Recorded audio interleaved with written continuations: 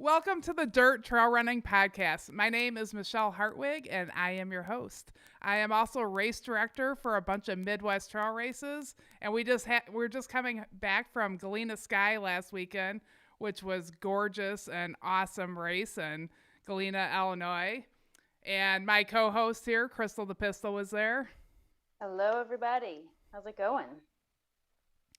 So tonight, our guest is coming here all the way from Australia, and his name is Brodie Sharpe, and he has a really cool podcast called the Run Smarter Podcast.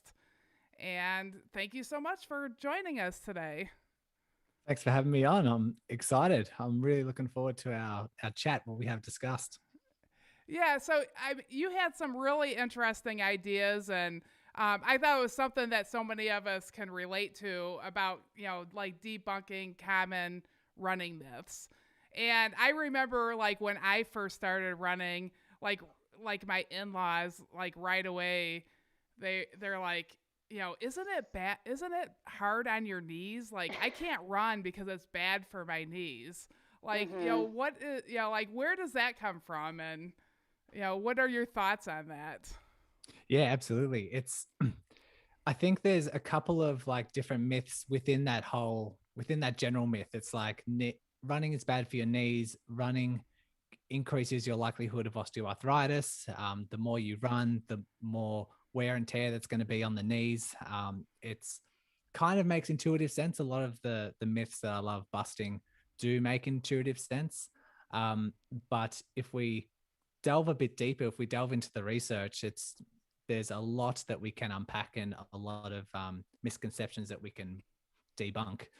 First of all, like people think that running is bad for their knees because they see a lot of runners with knee injuries or knee soreness, because running, you do get knee pain. It's one of the most common locations on the body when it comes to running. But long term, whether that's bad for your knees is a different question. And one concept that I always try and relay a lot on my podcast is talking about the adaptation response around the body when you do run. We want to make sure that when you go for a certain run or you train within the week, we want to make sure that you fit within your adaptation zone. So that is your zone of triggering a response so that the body starts to build up and get stronger rather than break down and become injured. We don't want to underload the body. We don't want to overload the body. We want to find this really nice sweet spot in their adaptation zone. And if people exceed that adaptation zone, then they're going to start getting sore. And we know the vast majority of running injuries that are out there are due to overuse. It's due to running related overuse injuries. And so usually for most runners, if they do overload themselves, usually the knees are the first ones to kind of be overloaded. Sometimes the hips can take a bit more force, or their Achilles can take a bit more force, but the knees are usually the first ones to start producing symptoms, or the most common area to start producing symptoms. So that's kind of, I guess, why your parents or your doctors or those health professionals who aren't runners will say running's bad for your knees, because they just see so many runners with knee pain. Another thing that I hear often, and this might be a little bit true, maybe not so much as a debunking, uh, as a beginner runner, is more like with the shin splints and that Mm-hmm. kind of pain. Is, can you talk about that a little bit? Sure. So it's most of the injuries that we talk about are they're not really necessarily due to a certain type of running or a certain type of shoe that you're wearing or a certain type of environment that you're putting yourself through. It's usually just your weakest link when it comes to you overtraining. And so a lot of times, if you find your adaptation zone and hit that spot several times a week, the body gets stronger.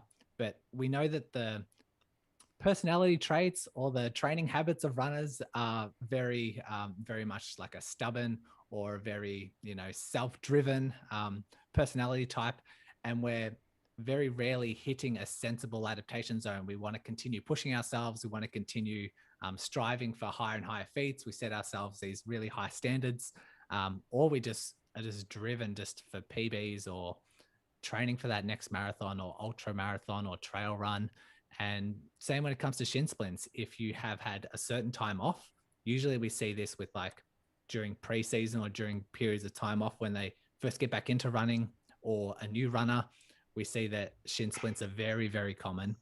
And it's just typically due to overuse. The strain that's on the tibia, your shin bone, the strain that's the calf is creating as it pulls on that shin bone can start to create this bony stress.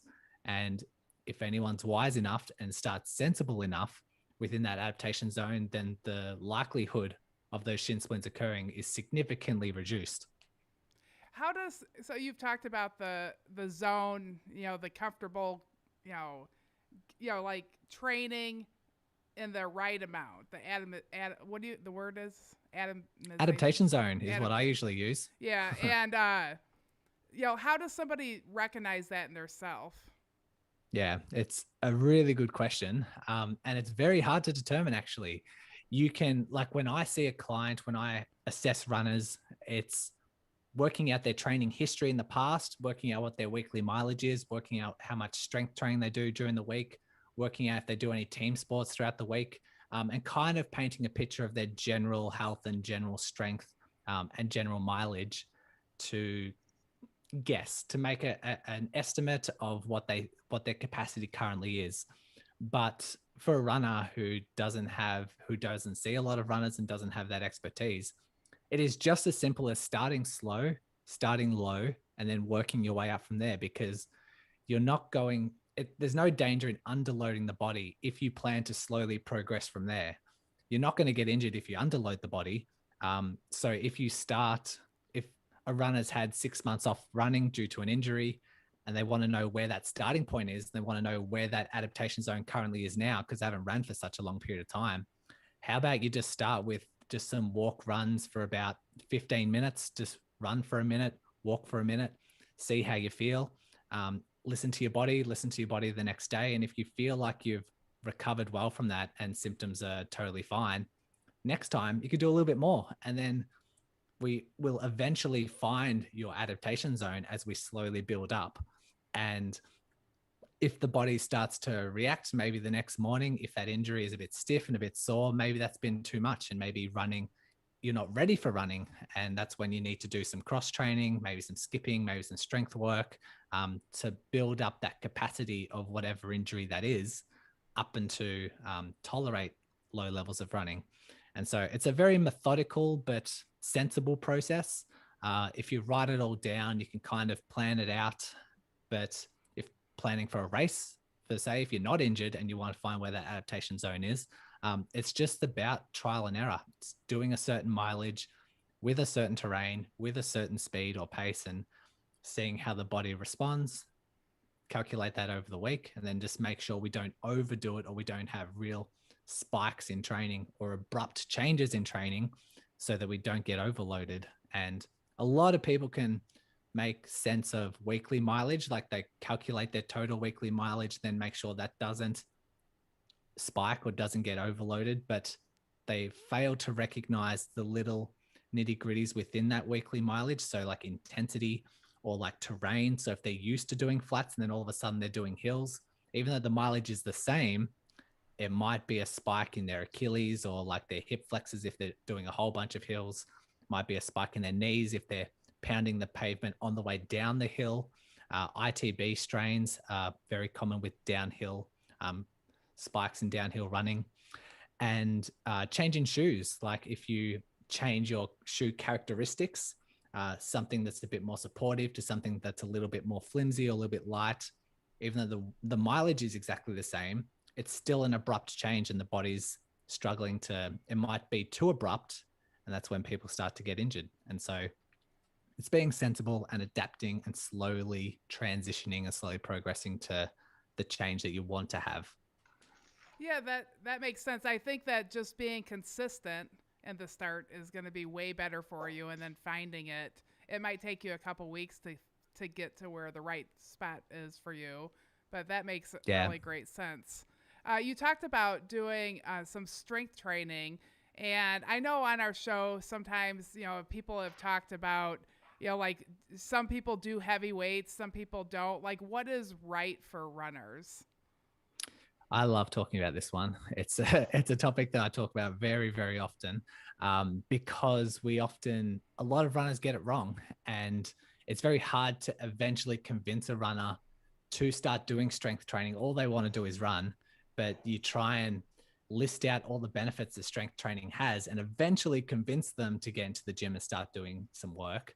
And once they're in there, they're not really taking full advantage of what the capabilities are, what the advantages the strength training has.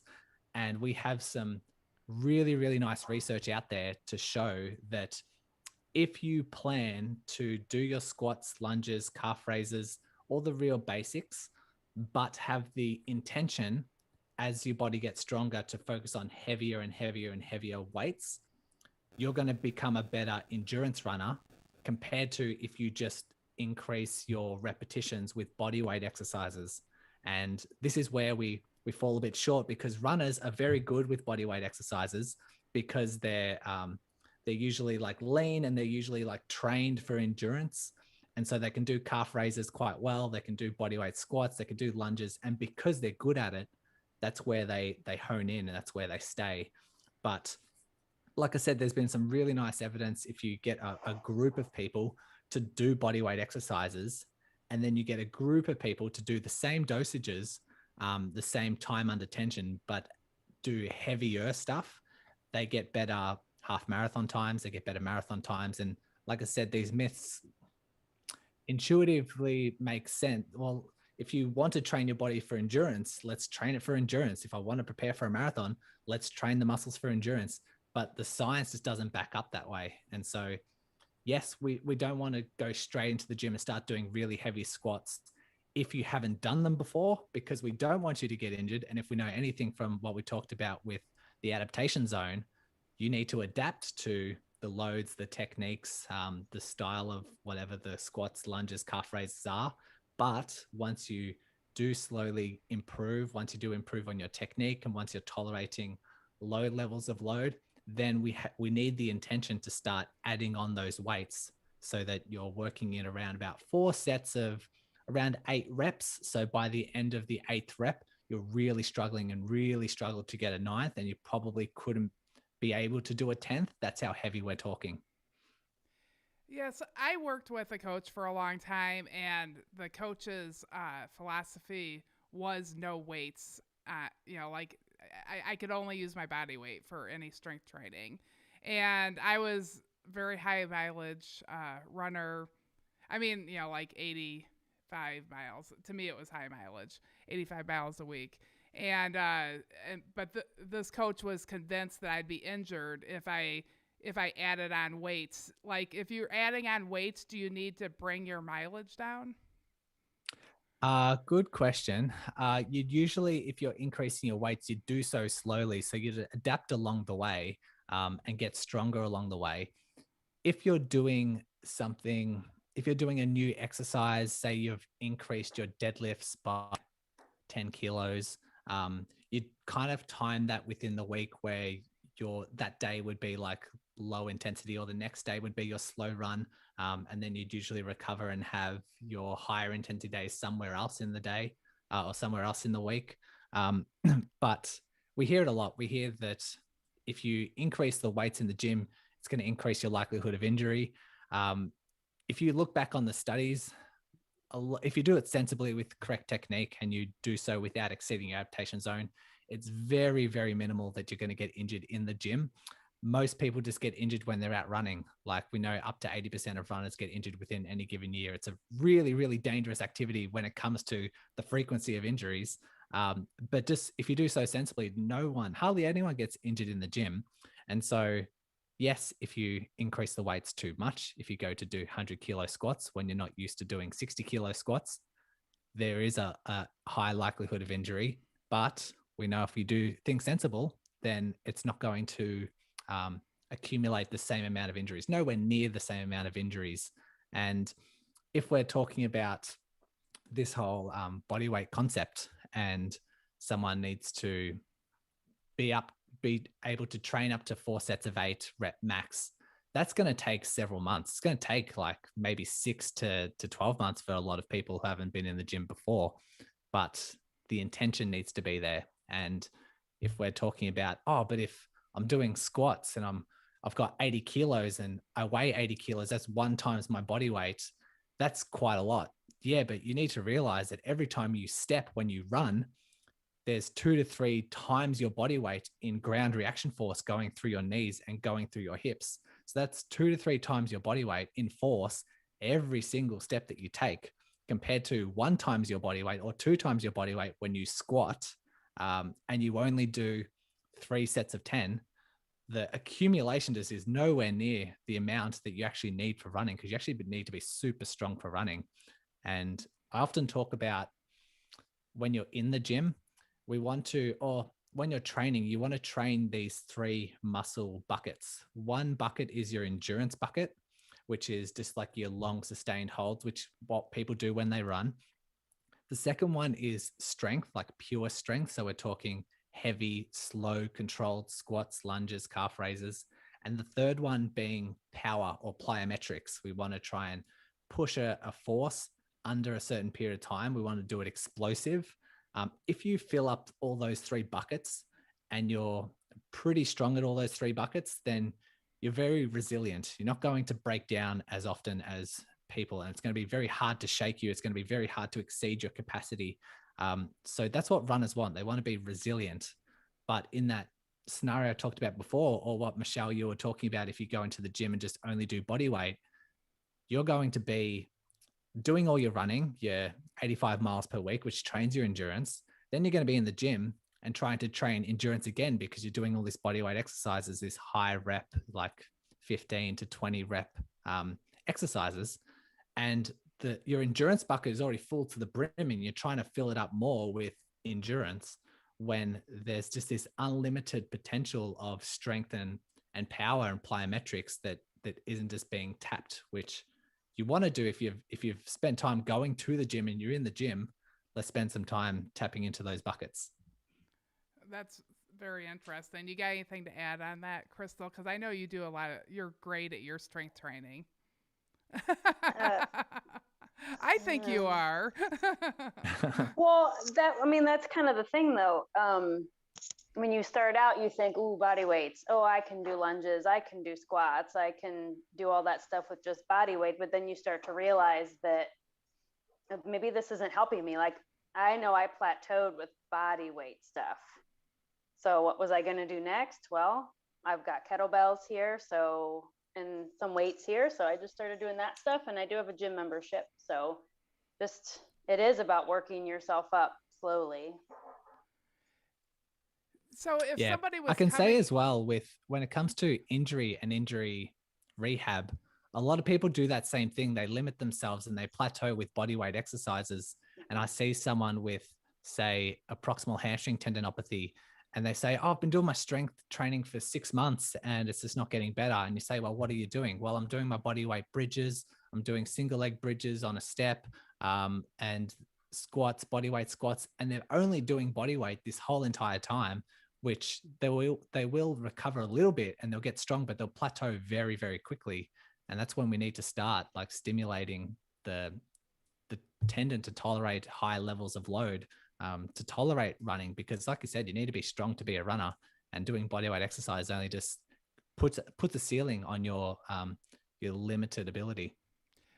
A lot of our runners just like the race we were just at, they do a lot of hills. So the races we do, I don't know, where do you run at? I do enjoy trail runs. I've actually signed up for a trail run series this year. Here in Melbourne, we have a couple of nice like nature reserves and a couple of nice creek trails.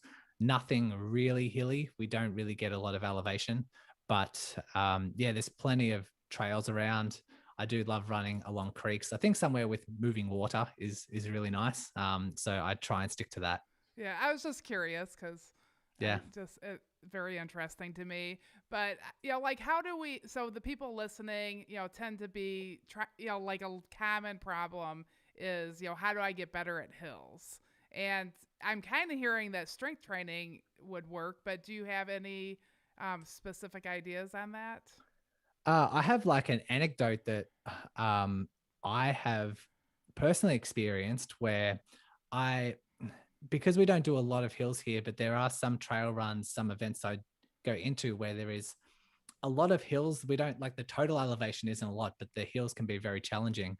And I stuck to my gym exercises and actually started doing CrossFit for several months and found, like, coincidentally, I didn't do it to become a better runner, but when I started competing in these trail runs, I was flying up the hills and there was a noticeable difference where I was passing a lot of people up the hill, whereas I was quite stagnant in the group that I was at on the flats and on the downhills. But you're just trying to train power. You're just trying to train tap into something that's quite different when it comes to strength, because as soon as you go uphill, you're fighting against gravity. Fighting against gravity, you need quite a lot of strength, quite a lot of power. And we could get specific. We could say if someone wants to become better at hills, well, we can just train around hills and make sure we're still within your adaptation zone. But the more hills that you do, the more your body is going to adapt to hills. And so the better you're going to get at hills. But you can also focus on other things. You can boost your cardiovascular system with like high intensity exercise, say on a bike, or just doing some HIIT training, some high intensity interval training. You can work your calves for power. So doing a lot of skipping, doing a lot of box jumps and doing a lot of those style exercises. But when you're preparing for a race, we want to make sure that we build up all those foundation exercises. We want to make sure you tap into all those 3 buckets I was mentioning before. And then when it gets closer to race time, you want to start getting more and more specific. So if you're 6 weeks out, maybe you start doing more hills, more trails, more speed work, and just doing small intervals up a hill, doing repeats for that. But then closer to that event, you want to tailor your training more to the specifics of that event. And then you should be more than prepared when it comes to race time. That's really good. I like that. Mm-hmm. I have a question about skipping. Is there like a certain way to skip, like a proper form for skipping, or are we just like skipping around the playground like kids do? Because that would be fun. But if there's a proper way, then I would like to try that. Sounds interesting. I think for runners, for skipping, like say if someone's injured or someone's returning to running and they want to see if they're ready for running, I always get them hopping. I get them hopping on one side, get them hopping on the other side, and I look for certain qualities around their hopping. We look for the main thing that we look for is rigidity, like how rigid their body is and how much how good their spring is, how efficient their spring is. Because you might look at someone who's injured and they just look quite sloppy. They're bending their knee quite a lot. They're really hesitant to have that really quick recoil from ground to back up into the air. And those who are really efficient at it, or those who are really good at that single leg hopping, their body hardly moves. They're just like this really efficient spring, and their hips stay nice and rigid, their knee stays nice and rigid, and their ankles just moving just that little bit, just enough. Because that's what we want as a runner. We want to be as efficient with our recoil as much as possible. That makes us more economical when it comes to running. And so if I was to get a runner, or if someone asked me the question, how should I be skipping to be a better runner? I would say start with double leg, but try and just stiffen everything up. Don't try and bend the knees too much. Just have a nice upright torso, have a nice upright posture, and then just trying to see how quickly and how efficiently you can bounce up and down on the ground. And once you have a really nice rigid spring, then you can start doing some single leg work, say 10 on one side, 10 on the other side, then you can alternate, and that will allow or start triggering the tendons in the body to respond really nice to that recoil. So I'd say that's a really nice tip that you can do, a really nice technique that you can do. People do weird things with their arms. Just try and be as efficient as you can. But the nice upright posture is also a really nice tip as well. Oh, that sounds fun. I want to like start hopping up and down and see what I do. Yeah, see how fast you can do it. Sometimes you can get like a metronome and say try and skip or try and do some single leg hops to a particular beat and see if you can keep up with that tempo. And then see on the other side whether you have that same success, whether it feels the same as that tempo on one side, because we're not necessarily aiming for height.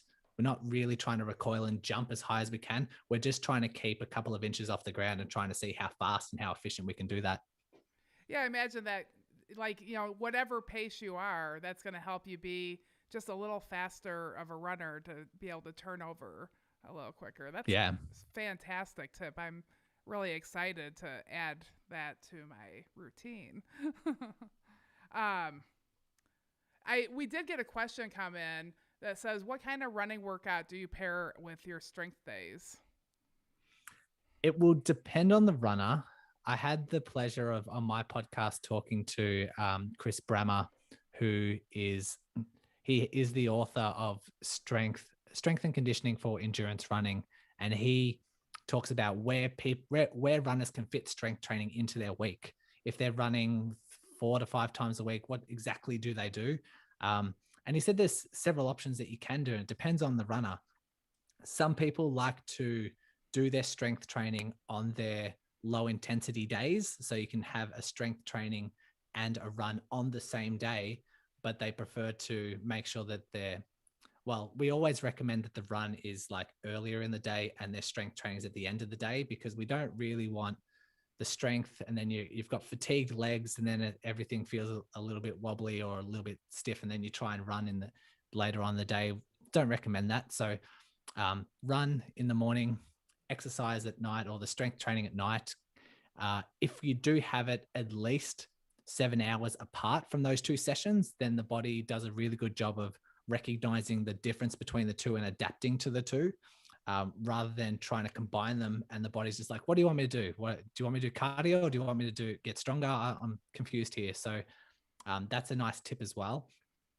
But it would depend on people's availability. Like, everyone has different availability. Everyone has different commitments outside of running. But some runners really like the low intensity run with the strength training at the end of the day.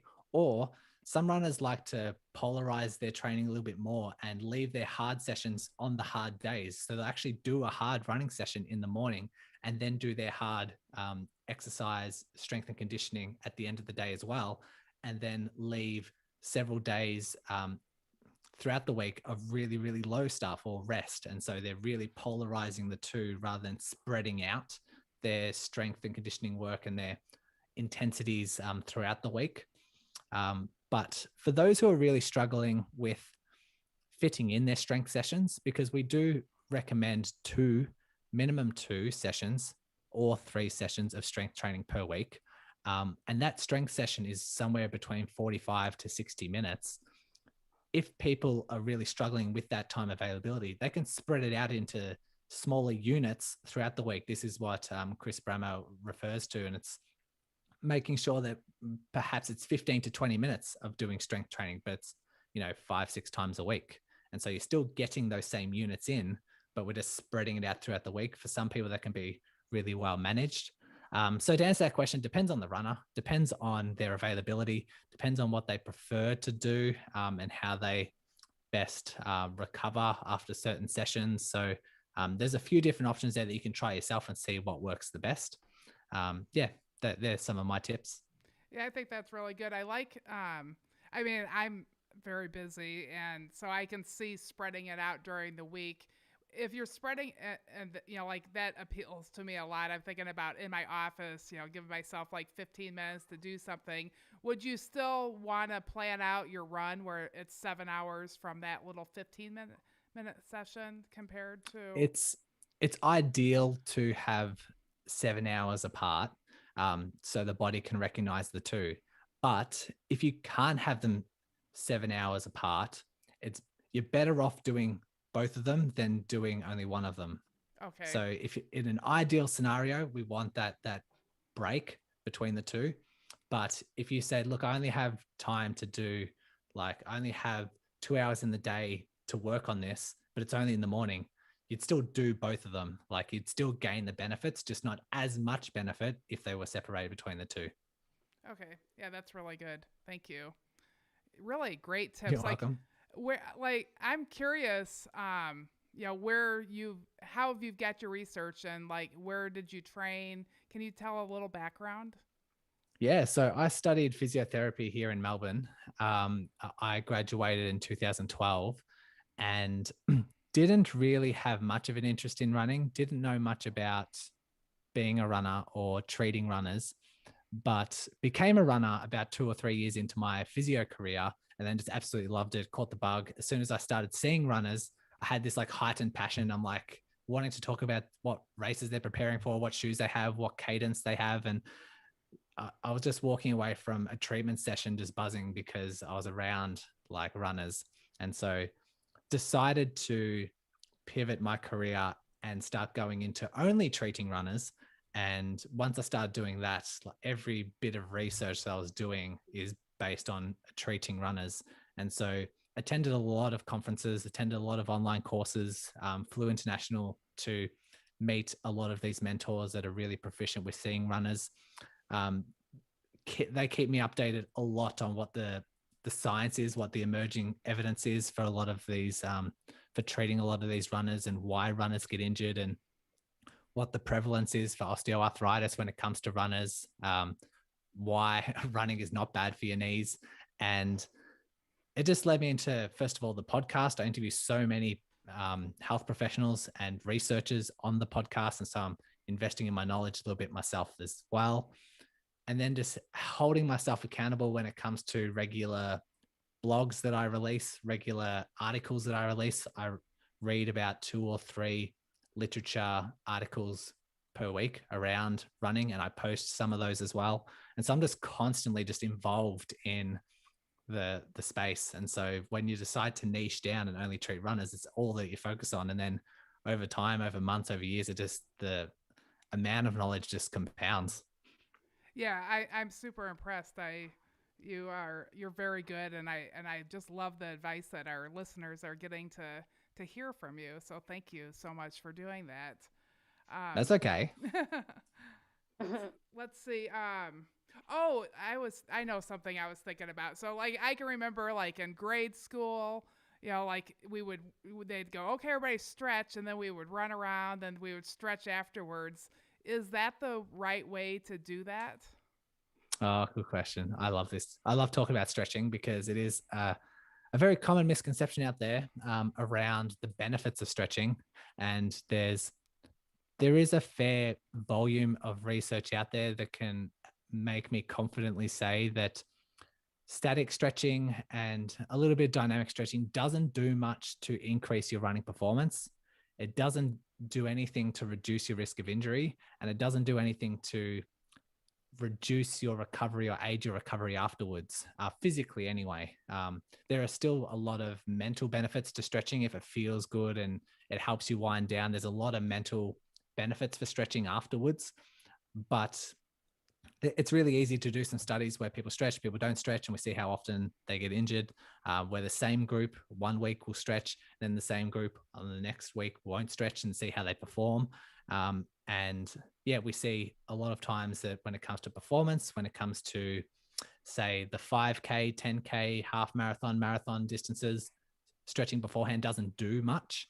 It doesn't do anything to help your performance. It might help someone feel better, but it doesn't work for everyone. And so what I recommend for people when it comes to stretching is try different regimes, try different durations, try different stretches, and see what feels better for you. That way we're tailoring it to the individual, because some people feel stiff, some people have stiff joints, some people get the sensation like their muscles are stiff, and then they do a stretch and they feel a lot better. They run, they feel a lot looser.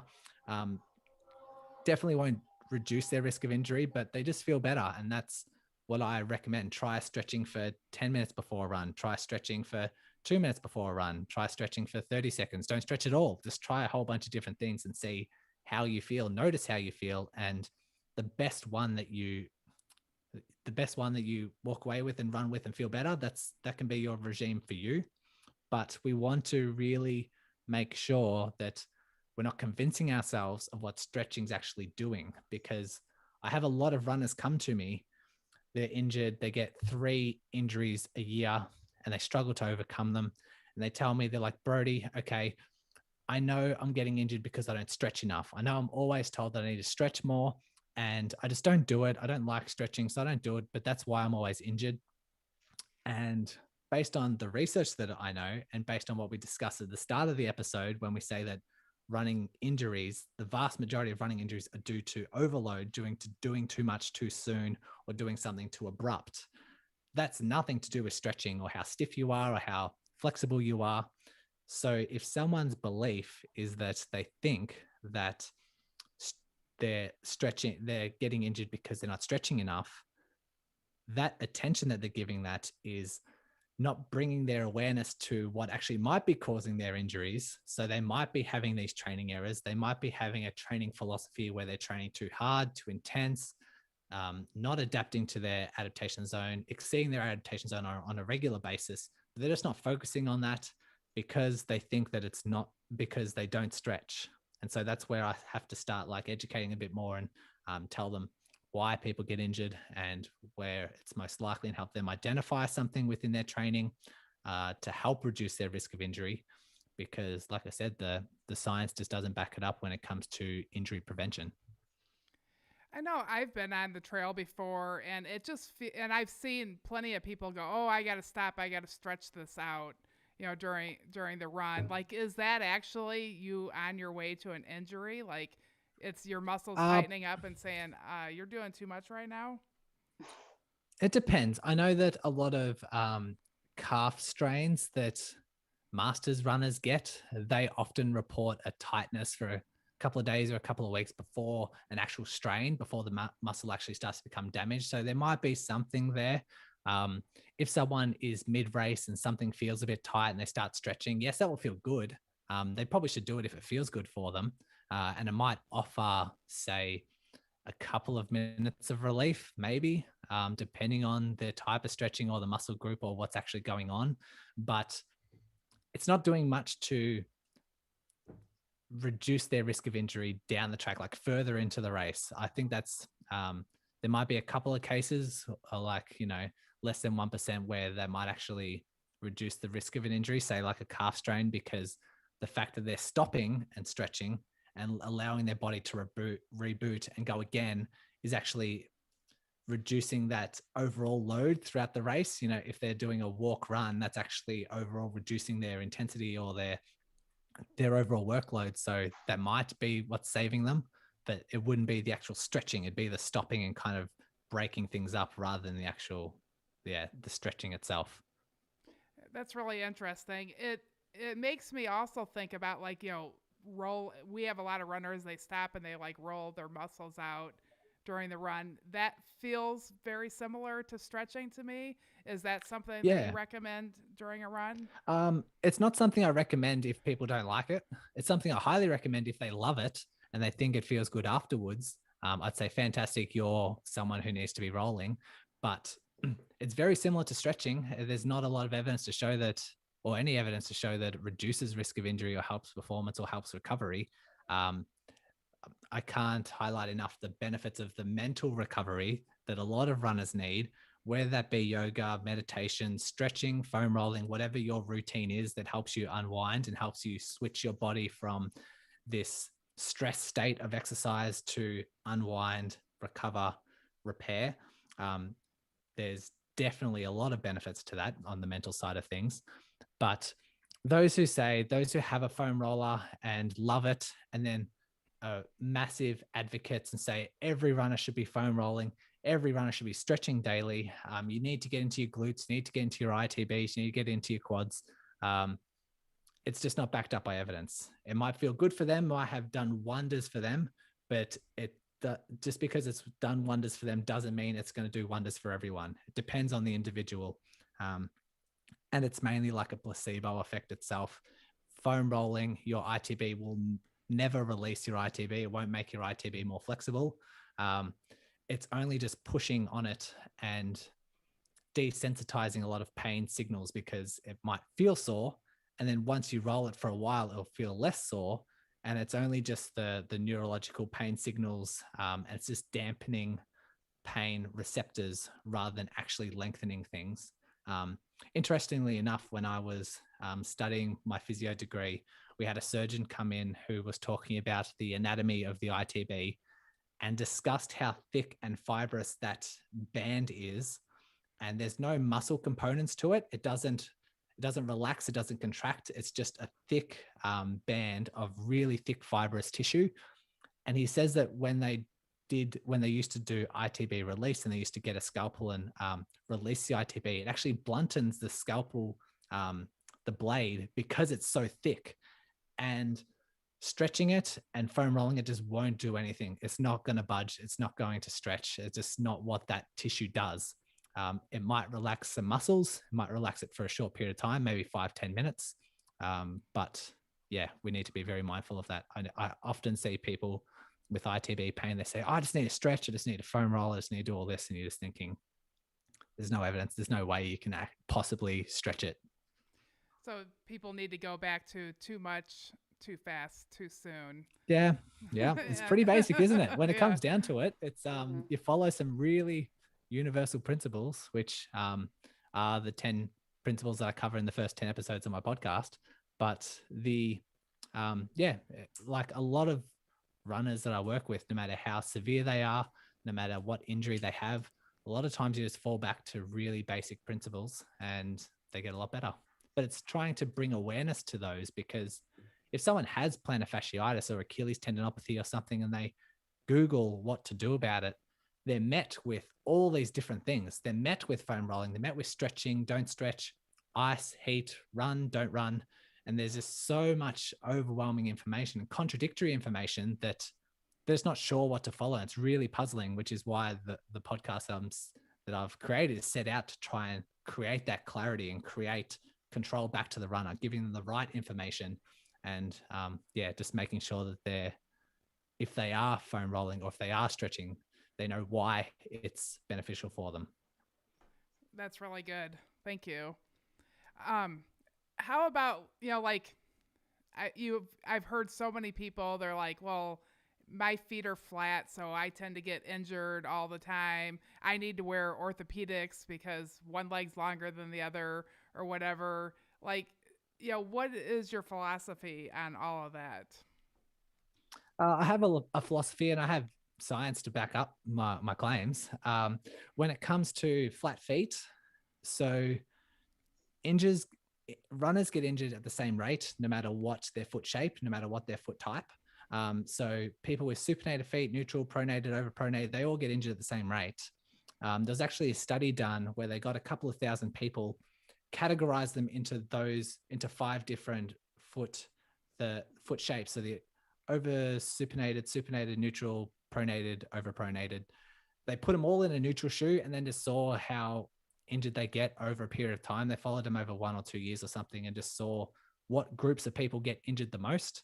And they found that they all got injured at the same rate. If anything, the pronated feet got injured less. And so that study kind of concluded that maybe pronation has a protective mechanism rather than like something that needs to be like removed. Like we need an orthotic to reduce pronation, or we need to, have other interventions to reduce pronation. But it's actually a very, very healthy movement that we need as a runner to help decelerate a lot of loads that are in the body. So when we land on the ground, we don't want there to be just this sudden spike in ground reaction force, because that just creates a huge load through a body. So what we do is we slowly try and absorb that load over a couple of milliseconds so that we can tolerate that load and then we can propel forward. And so what pronation does, and what the knee slightly bends, it just tries to slowly absorb that ground contact. And pronation does exactly that. It just increases the amount of time that we take before we hit the ground to absorb and then to push off. And so that's probably why those who do pronate get injured less often, because we're absorbing that load over a long period of time. But there's also other studies to show that the type of shoe that you have, there's no correlation between how often you get injured, the foot type that you have, and the shoe that you require. And it's a very, very common experience for runners to go into a shoe store. They say, oh, I need new shoes. I'm injured, not injured. I want to perform, whatever. and they look at your foot, they look at your shape, and they say, oh, you're a pronator, oh, you're a neutral foot, you need these type of shoes. And they base that, they say if they're a pronator, they maybe need more support, whatever alignment they want to go with. But there's just no evidence to show that there's any correlation between what shoe you require and your foot shape. What you might want to go with, I'm probably trailing off a little bit here, but I'll continue anyway.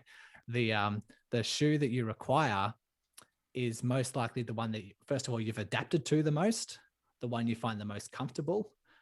If you are wanting to increase your running performance, then we tend to go for a shoe that's a little bit lighter, because we know that lighter shoes increase running economy and increase performance over time. If you're injured, that's when you probably need, or if you have one type of injury over and over and over again, that's when you probably need a tailored advice from someone who knows the relationship to a shoe with the body, can maybe change the heel lift, or maybe change the weight, or maybe change the support in the shoe based on that injury. But technically, we're not reducing your risk of injury. We're reducing load to that part of the body. Let's just say, for example, we have plantar fasciitis. There are certain shoe characteristics that can reduce the strain on that plantar fascia, but we're only just increasing the load somewhere else.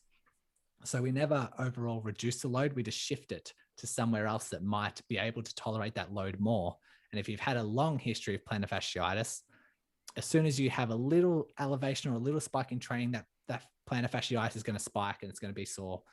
So if we have a shoe that distributes the load, it's going to reduce the risk of that plantar fascia flaring up, but will increase the risk a little bit further up the chain, perhaps. But that's where we need tailored advice. That's where you need someone to look at their history, look at their training, look at their injury history, and then slowly adapt to a shoe that might best suit them.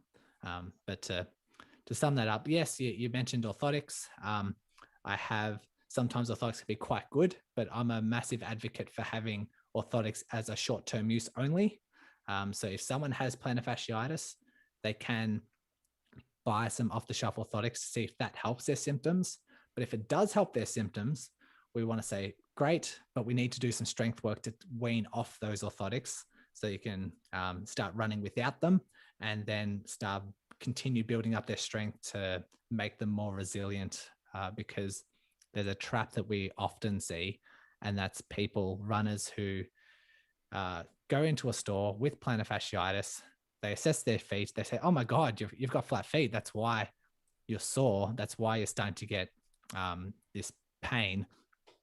Doesn't matter that they haven't had pain and they've been running for the last 20 years and they've only just had it now. And it's only because their mileage has gone from 50 miles a week to 80 miles a week.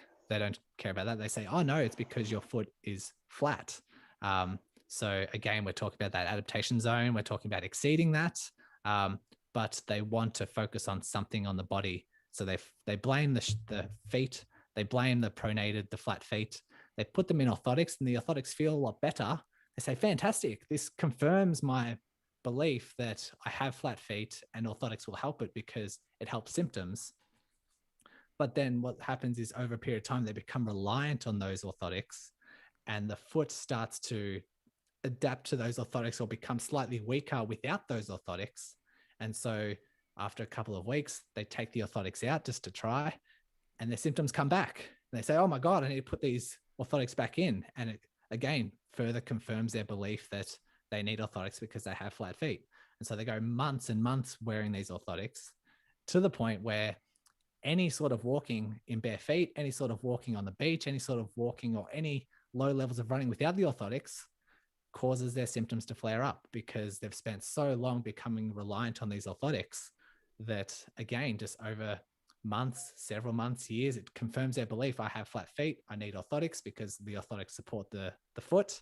Therefore, I'm just destined to have these orthotics. When if we were to reverse back to the start and wean off those orthotics in a couple of weeks or a couple of months and build up your own strength to tolerate those loads yourself without the orthotic, then you're not becoming so reliant and you're becoming more resilient. So I didn't really answer your question. I've kind of just gone off with another topic, but hopefully that's of value. No, that was extremely valuable, and it's questions that I hear so often in chats on Facebook and stuff like that. So I think that's extremely valuable to our listeners. We haven't even really talked about this knee osteoarthritis. Do we want to really talk about that? Yeah, absolutely. So that I did mention, I kind of just trailed off onto something different, but a lot of people that think that running will give you knee osteoarthritis.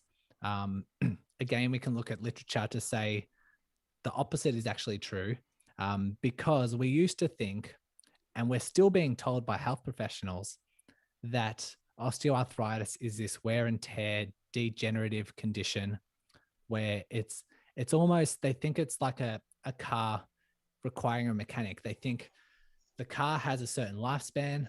The more you use it, the more mileage you use within that car, that eventually is going to start slowly breaking down. Those parts are going to need to be replaced. It's going to start operating at a less and less capacity. It's going to start getting rusty. It's going to start getting creaky. It's not going to perform as efficiently. And you'll eventually have to get some parts replaced or get a new car or whatever that analogy is. So they think it's very much like a structure kind of issue. Your body, your knees, your hips have a certain expiry date, or they have a certain lifespan. The more you run, the more you're building up, ticking over that mileage. Then you'll get to a point where the knees will start getting sore. You'll get a scan. They'll say there's mild to moderate osteoarthritis. If you continue to run, that continues to build on that wear and tear, that continues to contribute to that degeneration. Then it gets to moderate to severe osteoarthritis. You keep running, it's going to do more damage. Then you're going to need to get it replaced. That's very archaic thinking. It's very old school. We're still being told this, but there's evidence to contradict that current belief. I'm glad. And so we now know that cartilage and bones and bone structure actually, like muscles, like tendons, actually respond to stimulation. They actually respond to strength. They actually respond to ground reaction forces to stimulate more cartilage growth. And if you contact the ground, there is a ground reaction force that triggers up through your body. And that ground reaction force actually stimulates or triggers a response in your cartilage to start producing more cartilage. And so running is actually quite good for your knees as long as you fit within that adaptation zone. As long as you do things sensibly, you're reducing your risk of osteoarthritis because it's safe and healthy for that cartilage. And those who do have moderate osteoarthritis, we now prescribe exercise. We now prescribe exercise best to your ability that doesn't flare up your symptoms. We do a whole bunch of strengthening. We encourage weight loss. We encourage like general healthy lifestyle, like healthy eating, healthy exercise, healthy sleep, stress, all that sort of thing. And we can back this up with evidence. We have a ton of studies. There was a massive, massive study looking at the prevalence of osteoarthritis in the population. They looked at runners. I think there was around about, I keep forgetting, about 23,000 people that were participating in this prevalence study. They looked at the sedentary type of people who don't run. They looked at how often people get osteoarthritis. And they found that it was around about 10% of the population develop knee and hip osteoarthritis. They looked at runners, recreational runners, and they found that their prevalence of osteoarthritis is around 3.5%. And that's with the same age group. That's the same baseline demographics. The only difference is the runners, they run, and the sedentary type, they don't exercise. And if we go off this new form of thinking that exercise, hitting the ground, triggering adaptation, triggering this cartilage response, makes so much sense why you're 3 times more likely to have this knee osteoarthritis if you're sedentary compared to if you exercise. And we also know that runners, they have quite strong knees because they're runners. We know that their weight management is a lot better because they're runners. And their general lifestyle is probably slightly better because they're a fit and healthy person, and they're probably eating better, they're probably sleeping better. And so this is why the reports come out like this, and why we see evidence emerging to contradict the belief that osteoarthritis is just this wear and tear pathology. That's really good. Very great. I know people with that, and that's super helpful for them to learn. Thank Yeah, you. and I do have a podcast interview with Kevin Maggs, who's a heavy researcher into osteoarthritis. I actually interviewed him to debunk a lot of these myths. He goes more into the science that I do. But yeah, we really need to start wrapping our head around what the evidence is showing, because runners always come to me and they say, I went to a doctor, I have this knee pain because I'm a runner. And like we said, that's the most common location for injury for runners. I go to this doctor who isn't a runner and they say, why are you running? Running's bad for your knees. You should stop running. You should probably cycle. You should probably swim, take some load off the knees, because running is just this repeated pounding of the pavement and your knees are eventually going to wear out. And there's just all this language that they use. It's so bad. It's so like threatening. It's so disempowering. And all runners want to do is run. And as soon as they have the belief that running's bad for their knees, it really creates this disconnect. And yeah, it's very disempowering advice, and it's incorrect advice, which what gets me fired up. Yeah. I hear it within our community, because we're mainly trail runners and we try to avoid any pavement. Do you think that, running on a trail is actually better for your body than running on pavement, or is that just a myth within trail runners? It's good in a sense. Why a lot of runners get injured is because they have overuse injuries. They're running related overuse injuries. So every time you step, that is a certain load that goes through your body, and you have to tolerate that load every single step. It's the same range of movement. It's the same pounding. It's the same thing over and over, tens of thousands, hundreds of thousands of times over the week. And that's why we get these overuse injuries, why we're so prone to getting an overuse injury. Why I love trail running, and why I recommend trail running to some people, is that it shifts your load. You're still stepping every step, but it's something different slightly every time. You're changing direction. You're going around corners, going around trees, over trees, uphill, downhill, and you're changing up that load a little bit more. There's just a little bit more variety than if you were just to run on a flat road for a marathon, and it's the same thing over and over and over again. So there is something to be said with that. With trails, especially if trails increase your likelihood of tripping, falling, trauma-based, rolling ankles, all that sort of thing. But a lot of trail runners are sensible and they can find their foot placement a bit better. So hopefully hopefully you're well aware of that. But hills, uphills, downhills, while it offers variety, it changes your demands, which might spike your training if it's incorrect, if you have these training errors. If you do too much hills, that will increase your likelihood of injury more than if you increase your flat mileage, if that makes sense.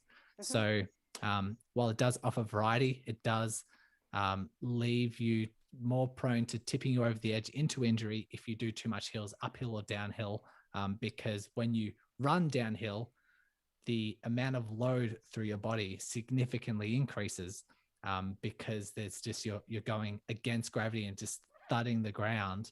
Whereas running uphill is very nice on your body, gravity wise, because you're quite light on your feet and you're not really slamming on the ground, but you require a lot more propulsion. So the calves and the Achilles and the plantar fascia of the feet, all these propulsion muscles, the demand for those increase as well.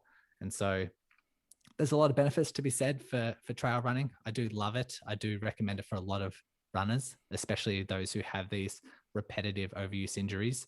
But it does present with its own little dangers as well. But all we need to do is be sensible, and then we're fine. Yeah, it's all coming back. Don't do too much, too fast, too soon. Yep. Same universal principles over and over again. Yeah, I think that you've gave a really great basic of, of training and stuff like that. I'm sure you could definitely go much deeper, and it's very interesting, everything you've told us. Like, I'm just so impressed and so happy for our listeners that they get to hear all this. One thing that we haven't talked about would be like, we all get so depressed. I can't run. I'm injured. Do I sit on the couch and just rest and not do anything until I'm not injured? Like, what are you supposed to do?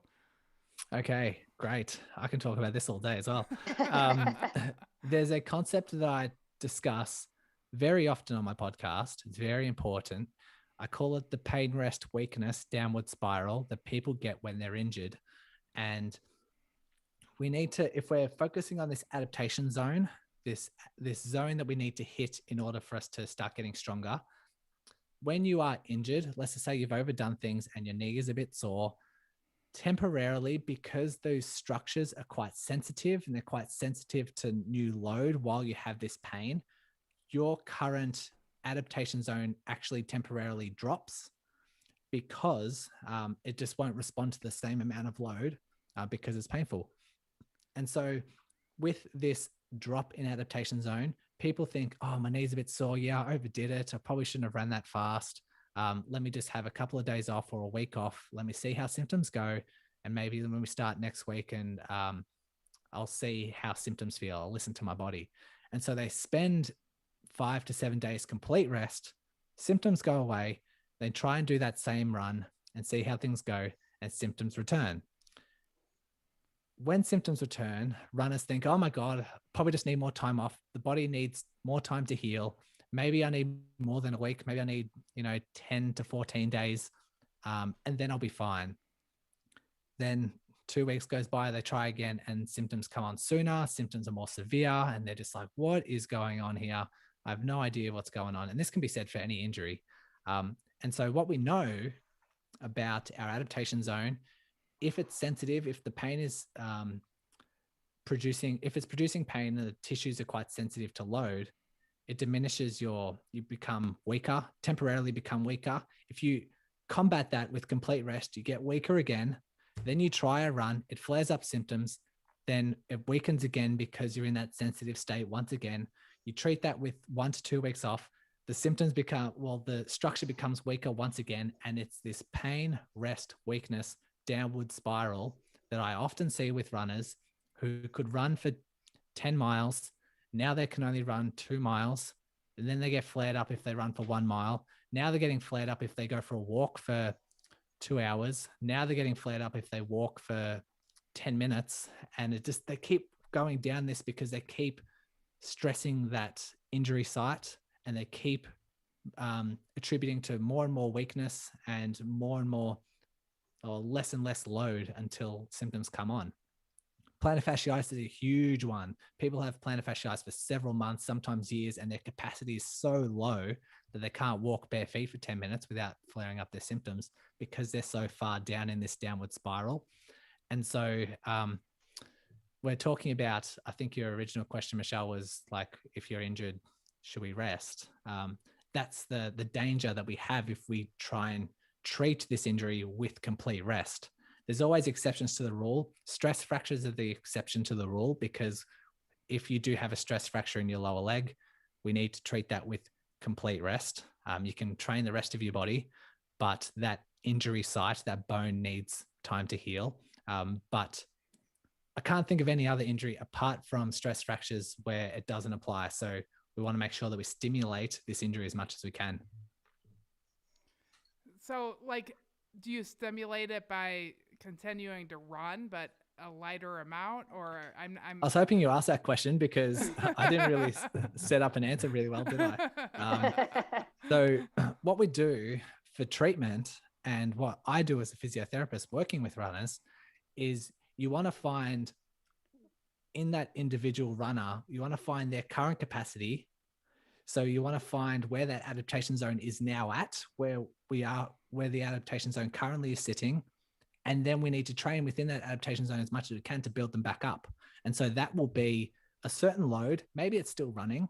Maybe it's doing squats. Maybe it's doing lunges that doesn't flare up their symptoms the next day. So if we had that example of that 10K, or did I say 10 miles, 10-mile runner who had that knee flare up, and they used to do 8 miles, but they decided to do 10, and that's flared up their knee. We now know that their current capacity might be below 8 miles. I'd look at how severe their symptoms are. I'll have a look at what their tolerance is like, just walking around, doing some squats, maybe going upstairs, just to get a general sense. And then just say, hey, maybe let's just go for a walk, jog. Maybe let's walk for a minute, jog for a minute, and repeat that 10, 15 times. in a couple of days and just see how things go. And if everything's fine, then we just build up from there. If they're really low, really mild symptoms, let's just have 2 days off and let's go back to running 5 miles and let's see how that goes. If they're really severe and walking is a little bit irritated, going upstairs, definitely irritated, we need to peg things back a little bit more, and we say, okay, let's do some wall sits. Let's find a wall sit where your back is against the wall, knees are bent a lot, really works the quads, but we're in a range of movement that doesn't stir up the knee. So we're still loading up the quads, we're still putting load through the knee, but it's just not irritating anything at all. That might be something that we do and just build up from there. In a couple of days, they're ready to do squats. In a couple of days after that, they're ready to do walking uphill. In a couple of days after that, they're ready to go back into their walk-run routine. So it's trying to catch them in that downward spiral as soon as possible, find their adaptation zone, and then work their way back up. And how we work their way back up and find that spot is just through trial and error. It's just by looking at their symptoms, looking at where I think they currently are, test it out, and then see what symptoms are like. And then if symptoms are fine, then we build up. If symptoms aren't fine, then we find that new spot. We find where we think that new adaptation zone currently is. You make it sound so simple. I've seen so many people go through that long spiral, maybe me a couple times. Yep, I've been through it as well. Yeah. Me, yep. Yeah, that's really great advice. We do have Freaky Deaky has sent in a question. It said, Okay. I was running a lot of off-road trails and my right foot began hurting, heel pain and midfoot pain. I have laid off it 6 months and this pain pocket doesn't go away. Help. Which you may have answered a little bit, but do you have anything for Freaky tough question. I'd hate to try and give a diagnosis over just minimal information, but usually if things aren't better, we want to make sure that their rehab was appropriate. We want to make sure their diagnosis was somewhat accurate. If it's heel, midfoot, if it's more on the muscle side of things, we're maybe thinking plantar fascia. If it's more in the bone side of things, then we're maybe thinking stress fracture or some sort of bony stress. Just a couple of options, not diagnosing anyone, but just saying that that's a similar site. If someone is not responding to treatment, then we definitely need to check things out and make sure that there is an accurate diagnosis or that we are doing the right things. We do want to make sure that they're not just a part of that downward spiral that we just mentioned. And so if it's 6 months down the track and you're finding that any low amount of running is producing pain, well, maybe we need to start strengthening you up to tolerate running. So that might be strengthening you up, doing calf raises or skipping or something, some sort of jumping before going into running. If the management is fine, if you're following your health professional, doing all the strength work you can, and finding that there's still no resolution or change in symptoms or improvement in symptoms, that's when we want to make sure that we maybe send you for scans or maybe have a second opinion, maybe try a few different other treatment methods, because if you do all the right things, you should start seeing improvements at the most within a couple of weeks. And that's not to say that you're better in a couple of weeks, but you should see a significant improvement in a couple of weeks. And if not, that's when it's time to seek other options, widen the scope, maybe see someone for a second opinion or maybe get some scans. Just depends on the individual. Yeah, that's really good advice. So, is there anything else about training that you want to share? We also have the Ornery Mule Stubborn 5 because we are interested in getting to know you personally, and on the Ornery Mule Stubborn 5 we do that. But how about just training wise? Was there something that you wanted to share? I would like to let the runners out there know that it doesn't matter on your running style, it doesn't matter on your running like weakness or stiffness. If someone's trying to convince you that you're injured because you have flat feet, or you're injured because you don't have hip mobility, or your glutes don't fire, or your hamstrings are too stiff, just know that there's no perfect running form. Just know that a lot of people they have this real threatening language. They get real disempowered because they feel like their style of running is contributing to their injuries. Just know that there needs to be a combination of the type of runner that you are combined with a training overload. The combination of the two will set out what type of injury that you have. And so it's always combined with a training error. And to say someone had, I was talking to a runner last night who had a tib post tendon issue, which is on the inside of your foot, and it helps the pronation of your foot. She had training overload, and then she had this issue with her foot, and she was told that she pronates. That's why she's injured. But she also had a training error. She also did too much. She trained for a marathon. She ran the marathon, did it a lot quicker than she thought she would. And then she had this injury afterwards. And so I said, yeah, you're probably destined to get this tib post thing because of that level of pronation, but you won't get it if you don't overtrain, if you don't have that spike in training. So a lot of physios, a lot of health professionals, a lot of doctors, they have this real threatening language of your glutes don't fire, you're too stiff, you're too weak, you're too flat-footed. Just keep in mind that's totally fine. Just make sure our training's sensible and the body will adapt. We have people with, say, leg length discrepancy. We know that someone needs to have a leg length discrepancy of more than 20 mil, which is 1% of the population, less than 1% of the population, to actually alter your biomechanics. But we know through like a lot of people who have leg length discrepancies, or you look at the Paralympics and see how people can tolerate or adapt to so many different running styles and so many different ways to move and ways to perform. The body just adapts along the way, but we just need to make sure that our training is sensible to allow for that adaptation. That's really good. Yeah, thank you for that. So, Crystal, do you want to do the Ornery Mule Stubborn 5? Yes, I'm ready. Let's do it. All right, let's get to know Brodie a little bit. Question 1 is, what is something about you that people may not know? I have an identical twin brother. Oh, cool. fun. Yeah. Do you guys live by each other? I've actually moved out and live with my girlfriend now, but we were living together, just us two, for about 3 years prior to that. And so I've only just recently moved out, so it's kind of sad, but we'll move on. Does he run with you? He does run sometimes with me. He's not as adventurous and will stick to his 4K twice a week, very slow 4K every time. It doesn't change.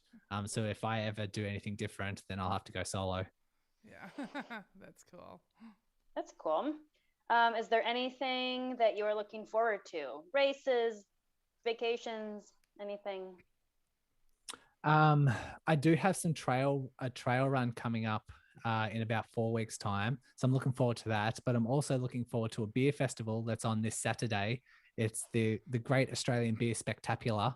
And they didn't do it last year due to the pandemic, but I've been the last 6 or 7 events so far. And so, yeah, really looking forward to that one. Oh, Is it really called Spectacular? Yeah, it is. That is incredible. Yeah, we can steal that name here in the USA because we don't have that. Feel free to use it. Yeah, I didn't come up with it, so you can use it. Take a note, Spec. I'm just gonna start saying spectacular. Yeah. That's funny. Yeah, that'll be another one of our new words. What's our other new word? Stinker? Yeah, stinker. It's you can describe so many things with that. What a spectacular stinker. Oh, I got it. Okay. I got it. All right. What is your favorite race distance and what's your favorite race terrain? Race distance, I do love anywhere between 10 and 12K. So I don't know what that is mile wise, but I think it's challenging because you're pushing yourself to the limit quite a lot. But terrain will always have to be trails. I just love the nature component of it, which is perfect for this podcast. But like I said at the start, anywhere around moving water, anywhere where you can hear birds chirping, anywhere where you can get this really nice breath of fresh air is really cool. Awesome. That's great. Is your girlfriend a runner as well? She does a little bit of running. She's more on the swimming, Pilates side of things. But since we started dating, I didn't convince her, but since we started dating, she started running. And yeah, I don't know if that had much influence because of me, but yeah, there was a pretty strange coincidence there. Yeah. Now, have you started swimming more because of her, or is it just the running for her? I don't necessarily enjoy swimming. I do dabble into triathlons here and there, which is why I had my road bike, which is meant to be behind me. But I love cycling. I love running. I don't love swimming, but I have to swim if I want to do triathlons. And so all of it, yeah, it is nicer when we go swimming together, but I do find swimming very boring when I'm by myself. That's funny. I don't know why. Yeah, I think a lot of people don't like the swimming part. I've done tries, and the swimming part was not fun. No. I just don't like swimming because it's hard. I find like when I try to swim, I'm like, why am I still out of breath? I can run 100 miles. What's happening? Yeah. The same might be happening for swimmers as well. They start running and they run for 10 minutes and they're out of breath and they're keeled over and they're like, oh my God, why am I doing this? But yep, exactly. People stick to what they're good at. Yeah. Right. Do you have anyone that you look up to? My brother. Yes. We're both business owners and we both inspire each other. So it's a really good dynamic that we have. Nice. That's great. All right. Last question is, what is your favorite treat for a job well done? It's going to have to be something chocolate related, probably brownies or Ben & Jerry's ice cream. What flavor? The cookie dough Ben & Jerry's. Yeah, that is good. Yeah, one of my faves. I thought you were going to say spectacular beer, but yeah, I do enjoy my IPA beers. And I just did want to answer two of those questions with something beer related, because then people will think I'm just this alcoholic that just loves beer. No. You wouldn't be the only one that said they like beers, especially IPAs. It seems to be pretty popular. I see in the trail runners tend to love their alcohol a lot more than just road runners. They so do.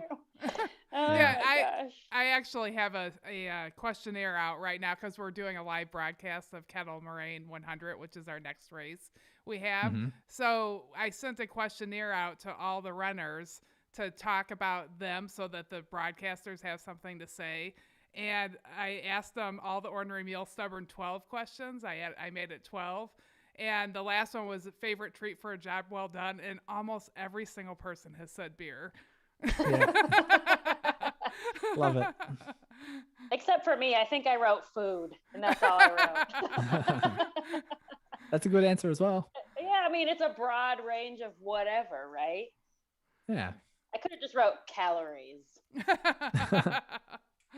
That's why we run. Exactly. Yep. Well, that's really good. Well, thank you so much, Brodie. Yes, thank you. And he's there on Wednesday. We're still on Tuesday. We really appreciate you taking the time to be on our show. It was so beneficial to our listeners and just really, really pleasant. Can you talk about your podcast real quick and where people can find you, like Instagram, your Facebook name? Absolutely, just all that stuff? So if they wanted to start listening to the podcast, it's called the Run Smarter podcast. I have the call to action is to listen to the first 10 episodes because they cover 10 universal principles, and we've already discussed a fair few of them today. But yeah, they can search the podcast title wherever they listen. I am active on Instagram, so @RunSmarter Series is my handle, and I post a whole bunch of research and blogs and keep people up to date with the podcast, what's happening there. So they're the main two ones that people usually will go to start with. I do have a podcast Facebook group. If people start listening, they love the podcast, they dive into there. So that can usually be like a few action steps for them to take. Okay, great. Awesome. Yeah, I think that you'll have a bunch of people. I mean, I know I'm going to start listening more often. Great. So much. I'm ready to go hop. I'm ready to go do some wall sits. Add it to the to-do list. It I means got- I've done my job quite well then. Yeah. Right. Like I'm looking forward to the skipping. For some reason that sticks out in my head. Like, oh, I'm gonna go skip now. Yeah. Yeah. You do a great job of making everything sound so simple and understanding why we should be doing certain things. And like I'm like hearing mistakes that I'm making going, oh man, yeah, I do that. So I think that you really helped out a lot of people, and I really Thank for you. Sure. I have a lot of listeners that reach out to me and they say, Brodie, I can hear your voice in my head every time I go for a run, or every time I plan like a training session, or every time I do some sort of strength training. You've just got your lessons and your voice in my head. I like to think that's a positive thing. I like to think that maybe the message is getting across. Yeah, it is. You're doing a good job. And before we sign off, I do need to thank Coach Loretta for, setting all this up for us. She's our producer of the show. And then my son, Royal, who's over here. And he's also taken the little cursor and pointing that I need to thank all the listeners. We're up to 875 subscribers. So Wow, that's cool. very exciting. That's on our YouTube channel. And we want to get to 1,000. That's our next goal. So we're only 25 from number. 900, and then we'll be at the next up is 1,000. We have a special show on Friday where we're going to do a recap of the weekend. So Jeff Lennard, he finished Cruel Jewel 100. It's a 106-mile race that's got like a 50-hour cutoff, and he did it in like 35 hours because he's just so badass. And we want to talk about all the amazing stuff that happened at Galena Sky Trail Race. So we'll have the crew that we had out at Galena Sky on Friday night at 7. So if anybody wants to tune in and listen, that'll be a really fun show. So, well, thank you, Brodie. Awesome. You have a great rest of your day, and it was an absolute pleasure to have you on the show. Thanks so much. Thanks, guys. I had a lot of fun. Thank you very much for having me on. Yeah. Thank you. Bye, everyone. Bye.